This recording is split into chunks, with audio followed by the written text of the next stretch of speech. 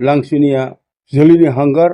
रायजो राजा नोंथांमोना खोनासंनानै ला आरो भिडिअखौ जोबजासिम नायलांगोन, मानोना समाजारि बिजोंनि गेजेरजों सासे खृष्टान धोरोम सिबियारि थमास मुंनि सासे सुबुङा बाथौ धोरोमखौ नेवसिगारनायनि थाखाय, बाथौ धोरोमखौ मुगैनायनि थाखाय गोख्रों फिनजाथाय होदों। रायजो राजा नोंथांमोन, बेयो जादों सासे आखल गैयै, सासे गियान गैयै सासे सुबुंनि सानस्रि, जोबोद मुगैथावना आरो जोबोद नेहाथ सुबुंनि राव बियो। थ' रायजो राजा नोंथांमोना भिडिअखौ जोबजासिम नायलांगोन, अब्लासो बाथ्राखौ, सैथो बाथ्राखौ नोंथांमोना बुजिगोन।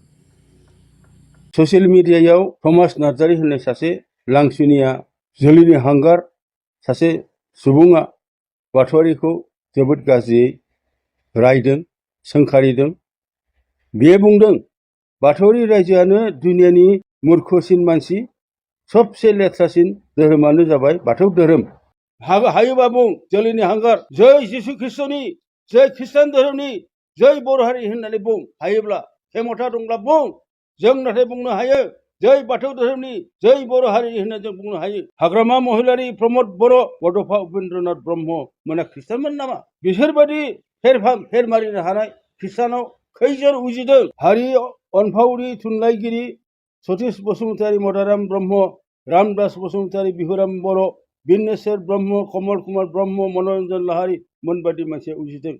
राजखान्थिगिरि हारि अनसुमा, बेलबुं सिं कछारी, रुपनाथ ब्रह्म, समर ब्रह्म चौधुरी, चरण नार्जारी, सानसुमा खुंगुर बैसुमतारी, कनकेश्वर नार्जारी, गारला बाथा बसुमतारी, अभिराम बर', हाग्रामा महिलारि, प्रमद बर', आदित्य खाख्लारि, बड'फा उपेन्द्रनाथ ब्रह्म मोना ख्रिस्टानमोन नामा? बिसोरबायदि फेर मारिनो हानाय ख्रिस्टानाव खैजोन उजिदों? बुं थमास जोलैनि हांगार, नों सासे जोलैनि हांगार। नोङो दिनै बर' हारिखौ मुगैनानै ओरैबायदि गाज्रि बाथ्रा बुंदों, नोंहा निमाहानिबो जग्यता गैया, जों नोंखौ निमाहा होआ।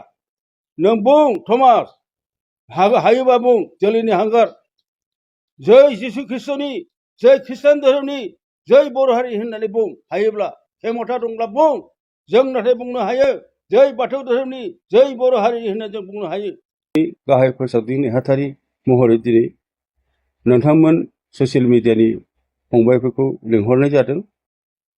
ससियेल मिडियायाव थमास नार्जारी होननाय सासे लांसुनिया जोलैनि हांगार सासे सुबुङा बाथौआरिखौ जोबोद गाज्रियै रायदों, सोंखारिदों। बियो बुंदों, बाथौआरि रायजोआनो दुनियानि मूर्खसिन मानसि, सबसे लेथ्रासिन धोरोमानो जाबाय बाथौ धोरोम होननानै बिथाङा बुंदों। आरो बुंबावदों, बाथौआरिया भुट प्रेतखौ खुलुमग्राखायनो गियान गैजा रोङा। आरो बुंबावदों, बाथौ धोरोमा बयनिख्रुइ लेथ्रासिन धोरोम, हाक्सु मुगै सुगै साल्ला ओरै होननानै बेयो बाथौआरि रायजो राजाखौ मुगैनानै खुदै मुजुलायदों। बेनिखायनो आङो फिन होनो नागिरदों, थमास नार्जारी मिथिनानै ला, दुनियानि मूर्खसिन मानसि बर'फोरनि गेजेराव सोर सोर उजिदोंमोन खोनासं। राष्ट्रदूत उपेन बर', CRPनि DIG रन्जित शेखर मुसाहारि, हारि अनफावरि थुनलाइगिरि सतीश बसुमतारी, मदाराम ब्रह्म, रामदास बसुमतारी, बिहुराम बर', बिनेश्वर ब्रह्म, कमल कुमार ब्रह्म, मनरन्जन लाहारी मोनबादि मानसिया उजिदों। राजखान्थिगिरि हारि अनसुमा, बेलबुं सिं कछारी, रुपनाथ ब्रह्म, समर ब्रह्म चौधुरी, चरण नार्जारी, सानसुमा खुंगुर बैसुमतारी, कनकेश्वर नार्जारी, गारला बाथा बसुमतारी, अभिराम बर', हाग्रामा महिलारि, प्रमद बर', आदित्य खाख्लारि, बड'फा उपेन्द्रनाथ ब्रह्म मोना ख्रिस्टानमोन नामा? बिसोरबायदि फेर मारिनो हानाय ख्रिस्टानाव खैजोन उजिदों?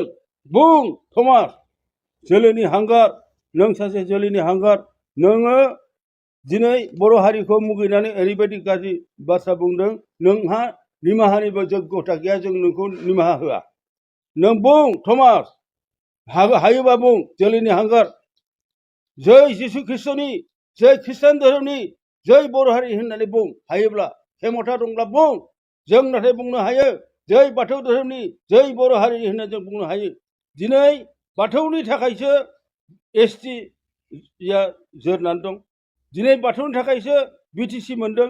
दिनै बाथौनि थाखायसो बागुरुम्बा दोहौजों मुलुगाव बर' होननानै सिनायजादों। नोंसोर दिनै सेन्सासआव बाथौआरि होननानै लिरा जों बेवहाय खर' साया। नोंसोर 7% दङ। नोंसोर बायदि 7% थानाय ख्रिस्टानफोरखौ जोङो दिनै बाथौआरि होननानै लिरनो थाखाय खावलाया। बेहाय जोंहा खर' सानो गोनां गैया। खोनासं, ख्रिस्टाना बेसे गोबाव बोसोर जाखो बर'नि गेजेराव? गिबि गिबि ख्रिस्टान जाजेनदों गसाइगाव ओनसोलनि राजादाबनि होननाय गामिनि नरकान्त नार्जारिया पेन्टेकस्टआव दीक्षा लादों। बियो नाथाय गावनि न'खरनि बादै बर' रायजोफोरावबो ख्रिस्टान धोरोमाव दीक्षा होआखै। बिनि उनाव गसाइगाव, दानि क'क्राझार जिल्लानि गसाइगाव ओनसोलनि जलाइस्रि होननाय गामिनि मजाथि होननानैबो बुङो, हालै मावै दाङै जाग्रा सासे हालुवा बिथांनि नामा जाबाय दाखोर बुरलां। बे दाखोर बुरलाङा बाथौ धोरोमनि गाहाय, बे गामिनि गाहाय दौरिमोन। बिहा हिनजाव 6 जन दंमोन। 6 जन हिनजावनि गिबि हिनजाव उदासिनि गोरबोआव हावाराम, जायखौ जोङो सुर्य गावबुरा होननानैबो मिथिगौ, हावाराम, मागुराम, लांखानिया, धनसिं आरो गबदा, बे साबा फिसाला जोनोम जादोंमोन। बे हावाराम, मागुराम, लांखानिया मोनहा मागुरामनि जोहैयै ख्रिस्टान जादों। आरो धनसिं आरो गबदाया थैस' थांस'नि थाखाय गावसिनि बाहागिखौनो, थैनि बाहागिखौनो नागारनानै दिनैसिमबो बाथौ जानानै दङ। धनसिंनि फिसालाया दुलाराय बाथौ गौथुमनि स्पिकारमोन। बिथाङा दिनै गैला, बोसोरनै जाबाय थैनाया।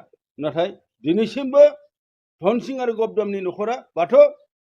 हावाराम, मागुराम, लांखानिया मोनहा ख्रिस्टान। नाय, ख्रिस्टान धोरोमनि गिबि फोसावगिरि मागुराम मुसाहारिनि गामिया फारखिजुलि। फारखिजुलियाव गिबि ख्रिस्टान धोरोमनि मिसनखौ गायसनदों 1942 सनावसो। मागुराम मुसाहारिया 1940 सनाव केथलिक मिसनाव बाप्तिस्मा लादों आरो 1992 सनावसो बियो फारखिजुलियाव गिर्जा गायसनजेनदों। नायदो होनब्ला ख्रिस्टान धोरोमा बर'नि गेजेराव बेसे गोजाम।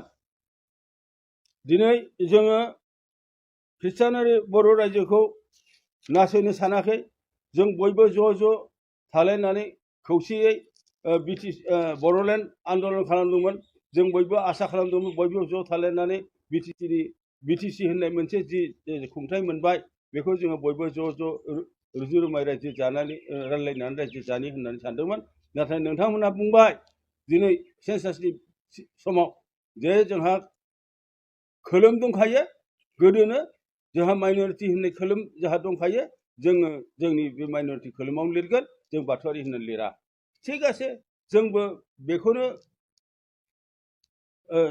बेखौनो जों गनायबाय। बिथांमोनहा माइन'रिटि लिरोबा लिरदो, जोंहा बेवहाय बुंनो गोनां गैला। नाथाय दिनै नाय नोंथांमोना, जों जिथु फिसा खुंथाय बिटिसि मोनदों, बे बिटिसि खुंथायाव 30टा समस्तियानो एसटिनिसो। 9 समस्तिया जेनेरेलनि आरो 9 समस्तिया इन जेनेरेल, बयबो गाखोनो हानाय। अब्ला बिदिब्ला नायदो नोंथांमोना, बे 30टा एसटि समस्तियाव नोंथांमोनहाथ' एमएलएबो जानो हाला, एएमबो जानो हाला, जिएमबो जानो हाला। बिदिब्ला नोंथांमोना मानो एरखेखो?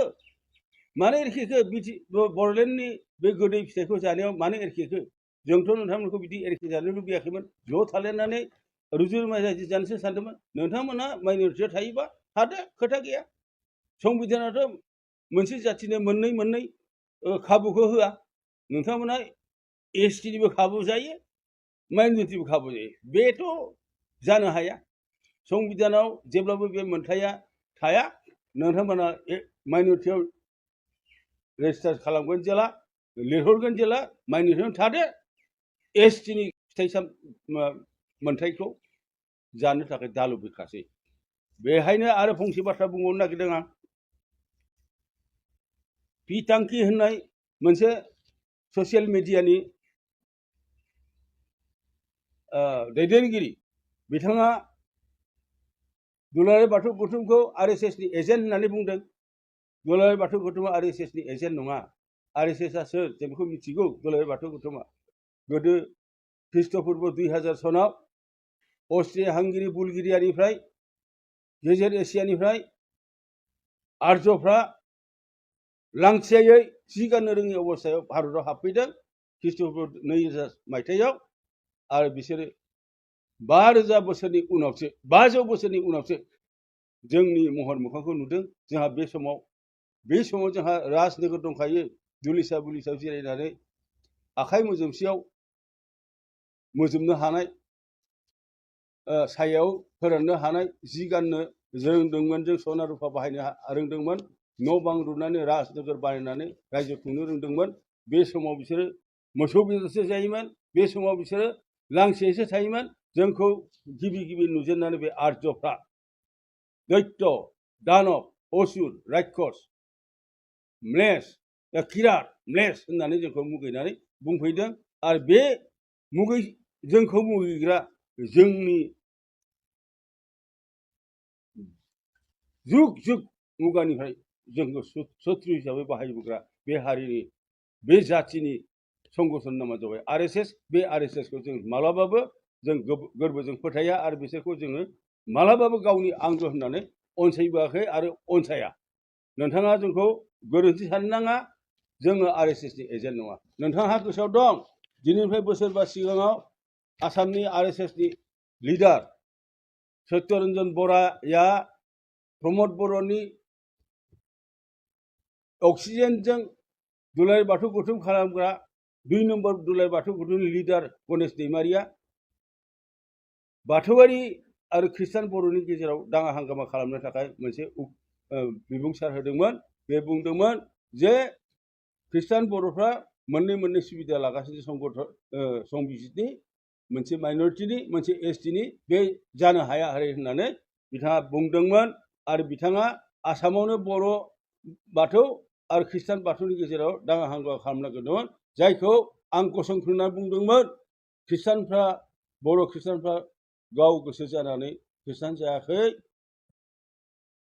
हिन्दु धोरोमनि अत्याचारनि थाखाय जोंखौ हाजार मानसिफोरखौ 100 नामबो दीक्षा होनानै सरनिया खालामनानै थेर बेथेर खालामनायनि थाखाय सोरबा ख्रिस्टान सोरबा ब्रह्म सोरबा बायदि धोरोमाव थांनो गोनां जादों।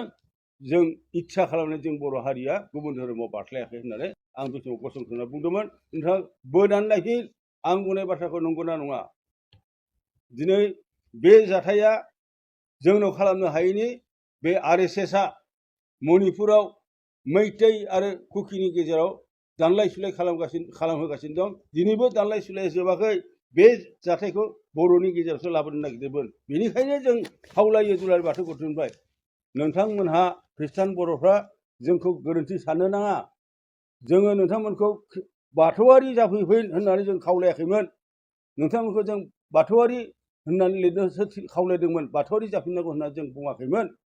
बर'नि सात्रआव बर'नि थामोनथानि सात्रआव नोंथांमोना बयबो बाथौआरि लिरहरनायमोनबा बर'हा मोनसे क्रेडिट फैगौमोन।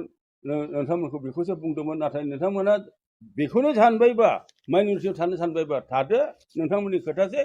आरो बिटिसिआव नोंथांमोना EM जानानै मन्त्रि MLA जानानै राजखान्थि बे मुलाम्फाखौ लानो दालोबोसै। जों बयखौबो गोसो गोरबोजों खावलायदों। जोंनि आइ आफा रायजो राजाया जोंहा 87% दंखायो बाथौआरिया। ख्रिस्टाना 7%ल' दं। आरो बेनिफ्राय गुबुन धोरोमाव हाबनाया 10% दं। जों माखासे 10%आव हाबनाय थानाय गुबुन जोंनि बर' रायजोफोरखौ दाबो खावलायो जे नोंथांमोनहा अननानै हायोब्ला बर'नि थामोनथाखौ रैखा खालामनो थाखाय बे खेबनि 2027आव जानो गोनां जिथु सेन्सास बेवहाय बाथौआरि होननानै लिरहरोब्ला बर'नि लाब जागोन होननानै नोंथांमोनखौ बयखौबो आरज गाबना खावलायबाय।